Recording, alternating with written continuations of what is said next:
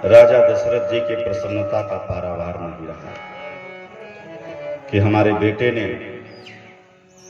कमाल कर दिखाया। उस दूत की भूर भूर प्रशंसा करते हैं। आज जो चाहो मांग लो दूत, तुमने मुझे बहुत सुंदर खबर दिया। मेरे बेटे राम का विवाह होने जा रहा है, जो दिल चाहे मांग लो, मैं देने के लिए तैयार हूं। कहा राजन, आप देने के लिए तैयार हैं, लेकिन मैं लेने के लिए तैयार नहीं हूं। कहां से आया हूं पहले ये सोचिए। आपके घर भगवान कुबेर का भंडार भरा रहे, सब कुछ भरा रहे, क्योंकि इसलिए भरा रहे क्योंकि अब मेरी सीता आपके यहां आ रही है। सोचिए कितनी जनक के प्रति समर्पण की भावना थी मिथिला के दूत के अंदर, क्यों भी सीता को बेटी ही मान रहा है।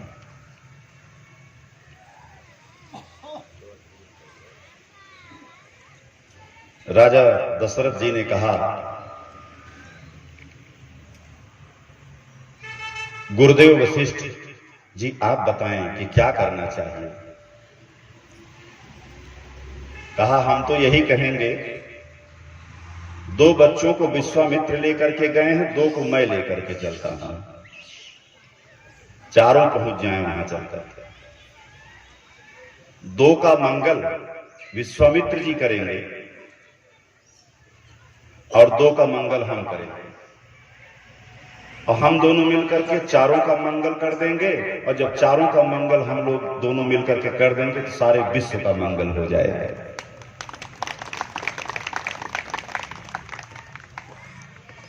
बात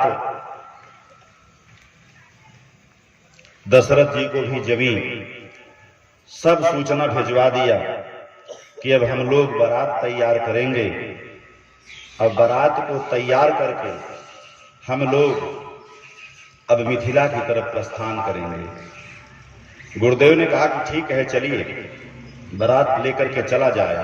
अच्छा एक चीज देखिए, दशरथ के चरित्र से यह भी शिक्षा हमको लेनी चाहिए कि आज के पिता होते तो क्या करते। विश्वामित्र के ऊपर FIR दर्ज करवा देते कि 4-5 जगह से रिश्तेदार आए, अच्छी अच्छी शादियां आई, अच्छा अच्छा दान दहेज दे रहे थे, स्कॉर्पियो सफारी और टवेरा दे रहे थे, और यहां ले गए यज्ञ की रक्षा करवाने के लिए। वहां धनुष तोड़वाए हमारे बच्चे से, और तोड़वा करके वहां उसको विवाह के बंधन में बंधवा दिए। खुद फैसला कर लिए कि आइए शादी कर लेती है। एक बार भी हमसे नहीं पूछते, कम से कम रकम तो तय कर लेते कि कितना। राजा जनक जी बहुत धनवान है, बहुत संपन्न है, कुछ पैसे कौड़ी की बात हुई नहीं, दान दहेज की बात हुई नहीं, और जाकर के इतना बड़ा लफड़ा वहां खड़ा करके चले आए। वहां से खुद आए भी नहीं, एक ठो आदमी भेजे हैं, जाकर कह दीजिए बारात लेकर के। आज के पिता होते तो नाराज हो जाते। पुरोहित जी का 4 बार 5 बार दिन में 10 बार पैर छुएंगे, लेकिन अगर पुरोहित जी कोई शादी लेकर के खुद चले आए और ये कह दे लेकिन बहुत गरीब आदमी है, कन्या बहुत होनहार है, मैं चाहता हूं गुरु जी निःशुल्क कि ठाकुर साहब निःशुल्क विवाह कर लीजिए, तो पंडित जी की यह बात कतई नहीं माने। पंडित जी देखिए, आप पूजा पाठ तक अपना सीमित रखिए, वो हमारे परिवार के मैटर में आप बिल्कुल दखलंदाजी मत दीजिए। लेकिन दुनिया के लोगों, दशरथ का चरित्र देखिए। राम कथा हम लोगों को जीवन जीने की कला सिखाती है। अपने गुरु के प्रति कैसा व्यवहार करना चाहिए दशरथ जी से सीखिए। प्रसन्न है, क्षोभ नहीं है, मन में प्रसन्नता है। चलिए कम से कम हमारे घर कोई बहू तो आएगी, दहेज मिलेगा, इस बात की प्रसन्नता नहीं है, बहू मिल रही है, इस बात की अपार प्रसन्नता है।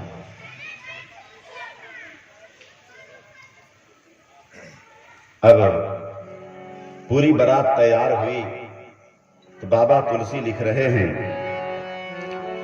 कि तब सुमंत्र दुई स्यंदन साजी, और जोते रवि ही निंदक बाजी।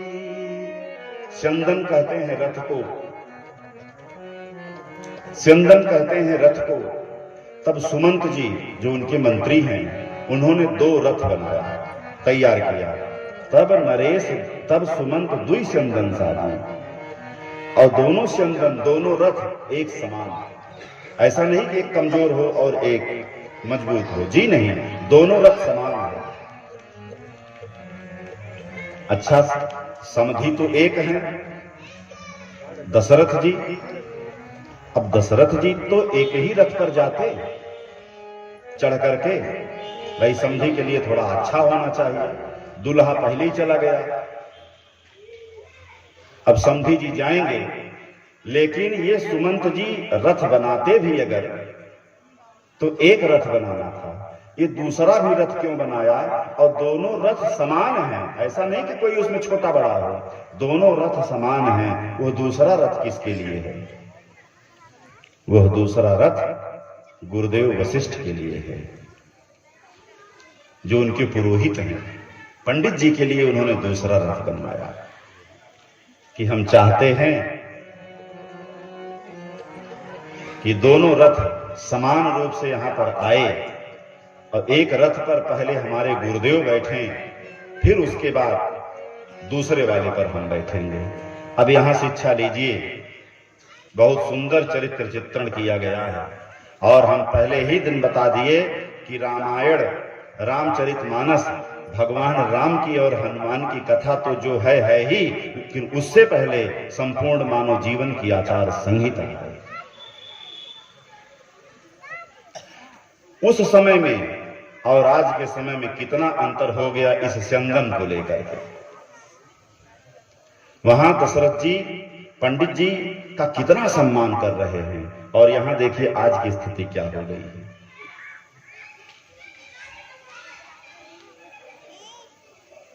आज की स्थिति यही हो गई है कि जब बारात निकलने को होती है तो पंडित जी को पहले कहते हैं कि पंडित जी एक काम करिएगा, आप तो 12 बजे आ जाइएगा।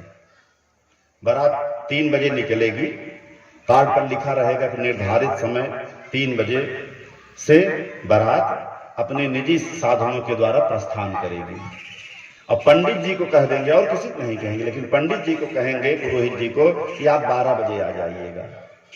अब पंडित जी 12 बजे बेचारे आ जाते हैं, और आने के बाद पंडित जी इधर उधर चक्कर लगा रहे हैं, इधर उधर चक्कर लगा रहे हैं। पंडित जी को पानी भी नहीं पूछा जा रहा है।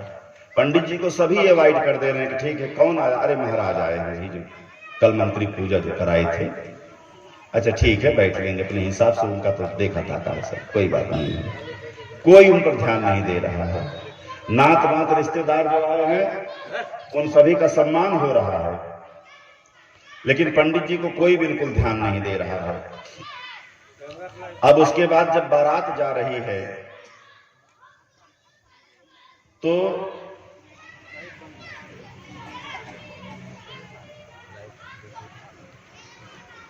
जब बारात जा रही है तो उस बारात में सारे लोग जो दुल्हा के साथी होते हैं, जो दुल्हा के साथी होते हैं, जो इलाहाबाद यूनिवर्सिटी से पढ़ करके आए हैं, जो उसके साथ पढ़ते हैं, वो सब बढ़िया सफारी में बैठते हैं। और गांव के जो पूरे बेलवाई के लोग हैं उनके लिए बड़की बस की जाती है कि आप सब लोग उसमें सेट हो जाइए। सारे लोग उसमें सेट हो जाते हैं बस में, और दुल्हा के लिए सबसे स्पेशल गाड़ी मंगाई जाती है। अब मियाना में कोई नहीं जाता, अब फॉर्च्यूनर आती है, उसमें दुल्हा बढ़िया बैठता है। उसमें सबसे ज्यादा पूरी बारात में एक कई समझदार होता है, जानते हैं कौन? नाई। वो मोर लेकर के दुल्हा पीछे वाले सीट पर जा बैठेगा, उसी गाड़ी में जाएगा जिसमें दुल्हा जा रहा है। मोर को कैसे? अच्छा ठीक है, तुम बैठ जाओ। पंडित जी की तरफ किसी ध्यान नहीं जा रहा है कि पंडितों जी हैं, इनको भी चलना है बारात में। अब वो सुबह से लेकर के शाम तक बेचारे इस चौराहे से उस चौराहे तक चक्कर मार रहे हैं, बार बार जा रहे हैं बारात मालिक के पास कि कोई हमको देख लेता, देख करके कह देता आपो सेट हो जाए, लेकिन उनको कोई ध्यान नहीं दे रहा है। और जब सब बारात धीरे धीरे धीरे धीरे निकल रही है, तब पंडित जी जा करके समधीश कहते हैं बारात मालिक से कि भैया अरे हमारे लिए भी कहीं जगह है, तो ये नहीं कहेंगे कि हमसे चूक हो गई, पहले 10 बात पंडित जी कहेंगे। पंडित जी देखिए आपकी यही गंदी आदत है, हर शादी विवाह में आप लेट कर देते हैं। पंडित जी कहें भैया हम कहां से लेट किए, हम तो समय से आ गए हैं, समय से आ गए हैं, मैं सपना देख रहा हूं। अरे आपके दरवाजे पर तो आकर के बैठा हूं कब से, आप कह रहे हैं कि सपना देख रहे हैं। आपको कहीं बैठाना चाहिए, कहां बैठाएं, अपने सिर पर बैठाएं, आओ मेरे सिर पर बैठ जाइए पंडित जी, और क्या बताएं। और देखिए पंडित जी आपकी अगर यही नौटंकी चलती रहेगी तो विश्वास मान लीजिए हम आपको छोड़ देंगे, किसी दूसरे पंडित को बुलाएंगे, ये ठीक नहीं है। पंडित जी बेचारे कोई गलती नहीं, अब बताइए किससे आपको भेजूं। बस में बैठना हमारी मजबूरी है, क्योंकि हमारे 4 बाराती उसमें जा रहे हैं, हमको साथ में लेकर के जाना है। आपको किस में भेजूं हम, सब तो सारे साधन तो निकल गए, चले हैं शादी कराने के लिए, रहिए इसी में आप हो जाइए, उसके बाद आगे आपका इंतजाम करते हैं। धमकी खूब दे रहे हैं, कुछ दूर आगे चलेंगे फिर दया आएगी। सुनिए हमारे वैसे सारे साधन तो निकल गए हैं, लेकिन अब मजबूरी में आपको ले चलना पड़ रहा है, चलिए आप भी चले चलिए। वैसे किसी गाड़ी में जगह नहीं है, लेकिन जितने बजनिया लोग हैं जो बजा रहे हैं ये सब ट्रैक्टर की टाली में बैठ करके जा रहे हैं, आप भी सेट हो जाइए, नहीं तो उसमें जगह नहीं पाएंगे। पंडित जी ट्रैक्टर टाली में बैठ रहे हैं, उसमें पैरा डाल दिया गया है, वहां लोग बीड़ी पी करके पंडित जी के ऊपर फूंक रहे हैं। पंडित जी ने कहा लाओ झुनझुना वही बजाएं, वही बचा है बस। सबसे ज्यादा दुर्गत पंडित जी को होती है, और शादी कराने के लिए बैठेंगे तो डीजे शत्रु हो गया है उनका, वो खोपड़ी पर आकर के सवार हो जाएगा, एक भी मंत्र सुनाई नहीं पड़ेगा। पंडित जी कहेंगे अच्छतान समर्पयाम तो किलो भर चावल गिरा देंगे, पुष्पाण समर्पयाम तो पूरा फूल की टोकरी गिरा देंगे। डीजे बज रहा है, धूप दीप नैवेद्य जो भी पंडित जी कहेंगे सारा चीज चढ़ाते चले जाएंगे। लेकिन अगर पंडित जी धोखे से भी कह दिए 21 रुपया चढ़ा दीजिए, जोर से कहें पंडित जी मुंह में कोई चीज मत बोलिए, जो बोलना खुल करके बोलिए। पंडित जी बार बार चिल्लाएंगे तो वो चीज सुनाई नहीं पड़ेगी, और पंडित जी चाहते हैं कि सुन लें, लेकिन वो सुनेंगे नहीं। पंडित जी का अच्छा जो भी वो चढ़ा दीजिए, जब ऐसा करेंगे अच्छा तो ऐसा बोलिए ना, तो बगल में तो समझदार बैठे रहे, कहें 1 रुपया चढ़ा दीजिए, द्वार 4 हो गया। और जब शादी, अब जरा देखिए जब विवाह के मंडप में बैठने की बात आती है तो जो डीजे किया गया है वो लड़के जीजा मालिक थे, जो बैंड बाजा किया गया उसके मालिक उनके दूसरे बहनोई हैं, और जो ये ऑर्केस्ट्रा किया गया है उसको दुल्हे दोस्तों ने किया है 50,000 का। मतलब हर चीज बढ़ चढ़ करके एकदम सब चीज एकदम फर्स्ट क्लास, रुपया चाहे जो भी हो लेकिन नाक न कटने पाए, लगे कि हाँ बारात आई है। और लेकिन विवाह मंडप में न तो जीजा पूछे जाते हैं, न तो दामाद पूछा जाता है, न तो लड़के दोस्त पूछे जाते हैं। उसमें कौन पूछा जाता है जानते हैं? लड़के के पिताजी के फूफा पूछे जाते हैं, लड़के के पिताजी के फूफा पूछे जाते हैं जिनकी उम्र 90 साल की हो गई है। यही एक जगह हम पूछे गए, बाबा बहुत शादी कराएं, हम तो कह रहे हैं कि आप भी चलिए। उसी एक जगह उनको पूछा गया तो मोछ पर ताव देकर आकर के बैठते हैं और आकर के देखते हैं और तुरंत पंडित जी डांटते हैं, बीच में बोलना मत करना, सुबह इकट्ठे हिसाब करेंगे, बीच में नौटंकी नहीं, फूटकर नहीं है। बेमतलब तो बोल रहे हैं, उनको कोई कहा नहीं, सोच रहे हैं एक ही जगह पूछा गया हूं, और अगर यहां भी अगर कमजोर पड़ गया तो समझ लीजिए बारात आना व्यर्थ है। जैसे पंडित जी पैसे की बात करेंगे, पंडित जी बहुत शादी कराए हैं, सैकड़ों शादी कराए अपनी जिंदगी में, सुबह दे दिया जाएगा। अब पंडित जी बेचारे, और उसके बाद जरा देखिए कि इतना घोर अपमान होता है कि जिसको, जैसे मान लीजिए जिसको जो चीज नहीं आती है उसको बीच में नहीं बोलना चाहिए, उसको बीच में नहीं बोलना चाहिए। लेकिन पंडिताई किसी को नहीं आती है, और जिसको नहीं आती वही आकर के बार बार कहता आधा घंटा से ज्यादा टाइम मत लीजिएगा, क्योंकि काफी देर लग गया है, आप ज्यादा झंझट मत करिएगा। पंडित जी बताइए, इतना बड़ा धर्म का अपमान हो रहा है, और किसी तरीके से पंडित जी जब शादी करा करके छुट्टी करेंगे दुखी मन से, दोनों जोड़ा को इकट्ठा करके और विदा कर देंगे, ठीक भैया चलिए जाइए। तब वही फूफा जी बोलेंगे, पूछा जाएगा पंडित जी को क्या दिया, जितनी चीज, अच्छा एक चीज और है, जितनी चीज शादी में जाती है सब तय करके ले करके जाई जाती है, गाड़ी तय करके ले जाई जाती है, आतिशबाजी तय की जाती है, ऑर्केस्ट्रा तय किया जाता है, डीजे तय किया जाता है, बैंड बाजा तय किया जाता है, लेकिन पंडित जी तय नहीं किए जाते, पंडित जी पकड़े जाते हैं। सारा चीज हो जाएगा, अरे पंडित जी शादी नहीं किए, अरे हाँ वो तो भूल ही गए, अच्छा तो एक काम करिए, पंडित जी नहीं खाली किसी मंदिर से पकड़ लीजिए एक पंडित, जो पकड़े गए उनकी यही दुर्गति होगी, और जब जाएंगे तो उनका घोर अपमान होगा। ये क्या है?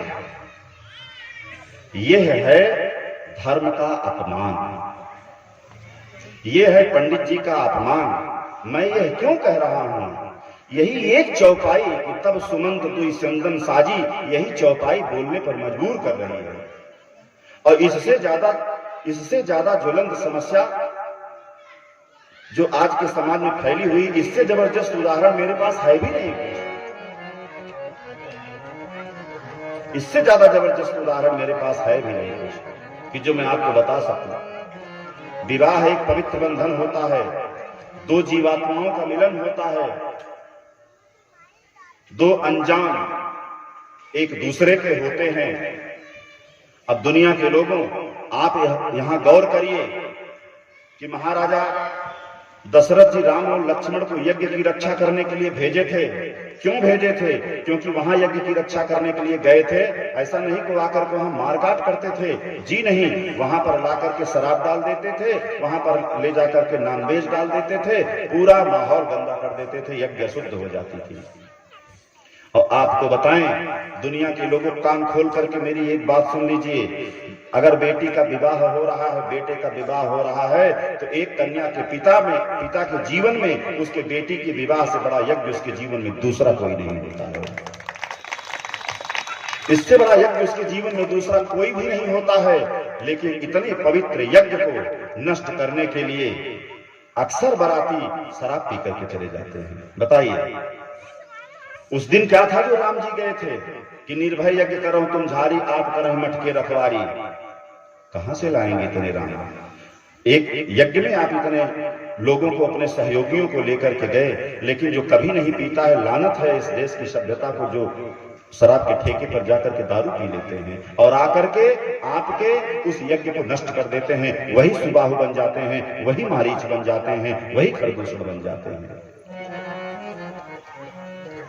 और आज का फैशन भी अलग हो गया है कि वहां पशु की बलि होनी चाहिए, वहां पर नॉनवेज बनना चाहिए। और उसको क्या मानते हैं? उसको हम अपने भारतीय संस्कृति और अपनी परंपरा नहीं मानते हैं, उसको हम मानते हैं कि यही हमारी सबसे अच्छी कल्चर है, यही हमारा वेस्टर्न कल्चर जो है वही हमारा अपना कल्चर है। और वहां पर पता नहीं कितने निरीह पशुओं को मार दिया जाता है।